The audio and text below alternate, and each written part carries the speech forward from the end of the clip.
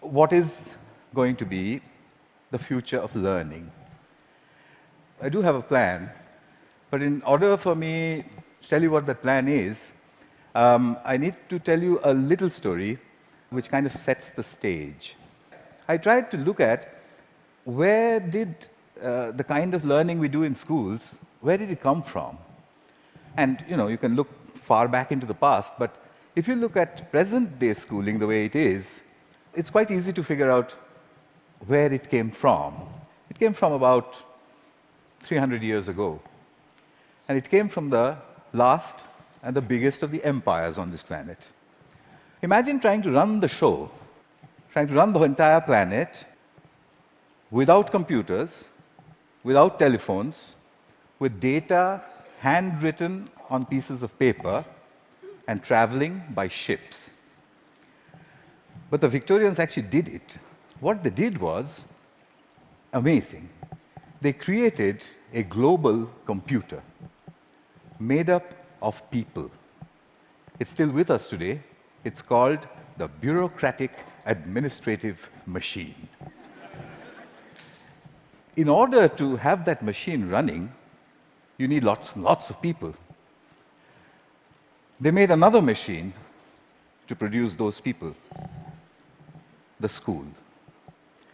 The schools would produce the people who would then become parts of the bureaucratic administrative machine. They must be identical to each other. They must know three things. They must have good handwriting, because the data is handwritten. They must be able to read, and they must be able to do multiplication, division, addition, and subtraction in their head. They must be so identical that you could pick one up from New Zealand and ship them to Canada, and he would be instantly functional. The Victorians were great engineers. They engineered a system that was so robust that is still with us today, continuously producing identical people for a machine that no longer exists. The empire's gone. So what are we doing with that design that produces these identical people? And what are we going to do next, if we ever are going to do anything else with it? So that's a pretty strong comment there. I said, schools as we know them now, they're obsolete. I'm not saying they're broken. It's quite fashionable to say that the education system's broken. It's not broken. It's wonderfully constructed. It's just that we don't need it anymore. It's outdated. What's the kind of jobs that we have today? Well, the clerks are the computers. They're there in thousands in every office. And you have people who guide those computers to do their clerical jobs. Those people don't need to be able to write beautifully by hand. They don't need to be able to multiply numbers in their heads. They do need to be able to read. In fact, they need to be able to read discerningly. Well, that's today. But we don't even know what the jobs of the future are going to look like. We know that people will work from wherever they want, whenever they want, in whatever way they want. How is present-day schooling going to prepare them for that world? Well, I bumped into this whole thing completely by accident.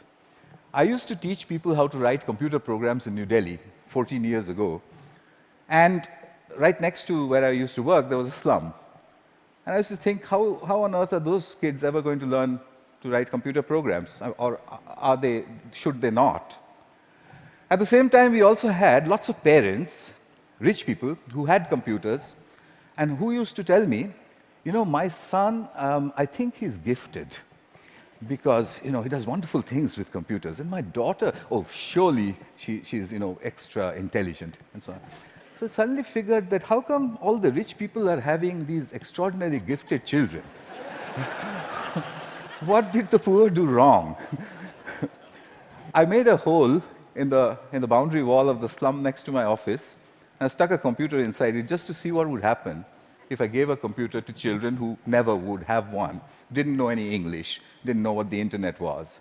The children came running in, it was 3 feet off the ground, and they said, "What is this?" And I said, "Yeah, but it's, I don't know." So they said, "Why have you put it there?" I said, "Just like that." And they said, "Can we touch it?" I said, "If you wish to." And I went away. About 8 hours later, we found them browsing and teaching each other how to browse. So I said, "But that's impossible. Because, how is it possible? They don't know anything." My colleagues said, "No, it's a simple solution.